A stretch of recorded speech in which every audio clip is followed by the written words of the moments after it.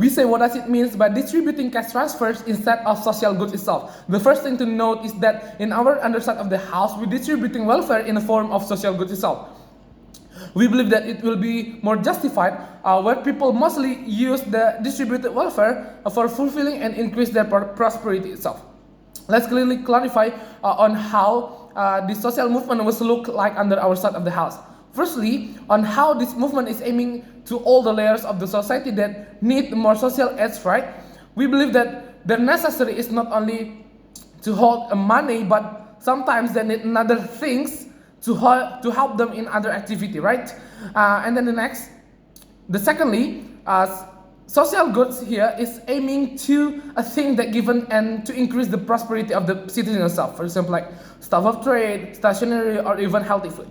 And then thirdly, in status quo, we can still see some people that are use the cash unusefully. They use the cash transfer wrong out of their needed. So they buy something out of their needed. Instead, they buy something for their wanted. So let's jump to our rebuttals here on how the points of proposition side they want to prove that these cash transfers could recover the crisis of the citizen better than the opposition side. Two responses for this point. Firstly, on how we disagree that cash transfers could be better to solve the crisis of poverty among the citizens on social goods. We believe that social goods we have stuff of trade, foodstuffs, or individual needs, for example, like clothes and etc. And we can see the creator of a better distributing welfare itself on how the quality, the more applicable, and how the effectiveness of the method, of course. Even we can make profit by distributing, even under our side, we can make a profit by provide the stuff, because we provide the stuff is coming from our country itself. So we didn't buy from another country, so it will be more beneficial on.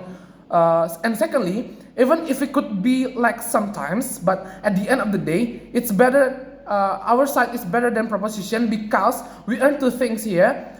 Firstly, on how we help the citizen poverty and increase the prosperity of the other citizen. It could be all layers of the society. If we use cash transfers, it's not guaranteed whether they really buy for healthy food or etc.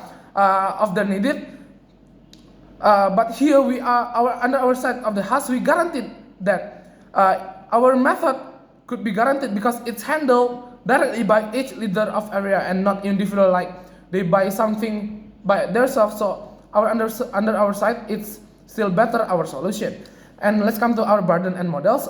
First, we say it's not power abuse and more beneficial for the society itself, because this debate is how under our side of the house could guarantee the fundamental issues that can be solved better than proposition side. Secondly, how under our side we give the options of to choose what's they're needed currently. For example, foodstuff, foodstuff that we can provide seed of corn, fertilizer, and healthy food itself.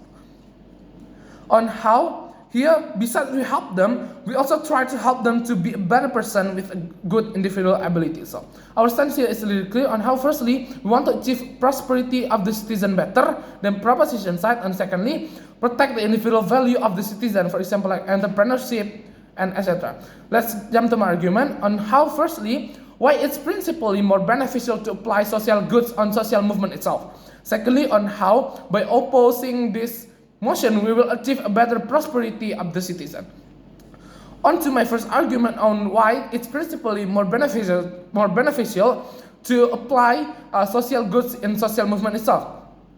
Some reasons for this. For the first, people tendency that they want to fulfill their needed or their wanted. They give the option to fill their needed or their wanted. So here, people cannot use their money easily. Instead, when the government asks them to buy healthy food, but they buy cigarettes or do gambling, it's wasting money and didn't give any benefit back to the government itself on how the prosperity will not be solved because of these actions.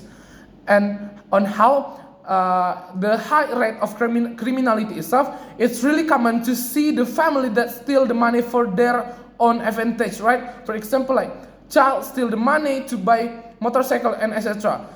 parents get the cash transfer from the government, but the child still the money to fulfill their wanted. So it will be really dangerous for the government to give the money back to the parent itself. So we believe that it's unjustified in society.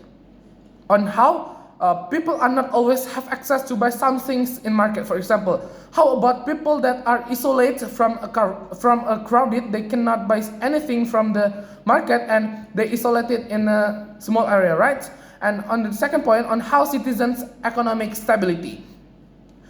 By implementing this method, we can achieve two things in our stance here. For the first, to solve the poverty phenomenon itself, and the second one, increase the individual value. For example, like how their skills and economic activity, etc.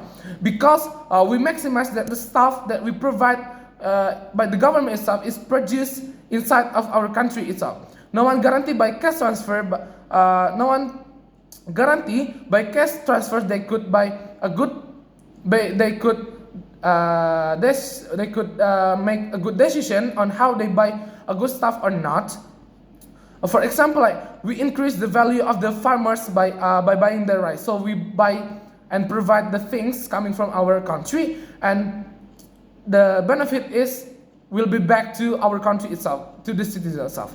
Let's move on to my second argument on how by oppose this motion we will achieve better prosperity to the citizens itself. Three reasons for this. For the first, dual profit. We give two things to those people that receive the goods. For the first, the stuff, food, etc. as they need it, and the second one, we give them skills indirectly. For example, like help them to do their activities, selling, farming, and etc. itself.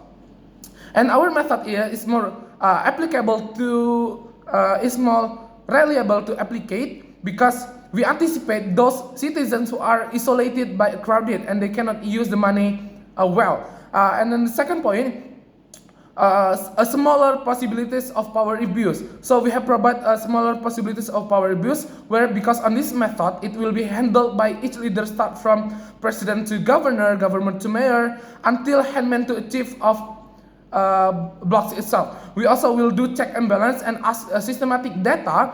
They need to note every outcome in a simple and accurate way and handled by the center of government, so it will be more accurate, right? And then the last point on how the social goods is variative.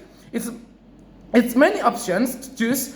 You can choose based on your situation condition, so there will be no wasting money to buy unuseful things or do something bad. So we prevent the worst scenario where citizen lack of education, where they cannot decide what will they prefer to buy with cash transfer. So by all these reasons, so proud to oppose, and we will win this debate. Thank you.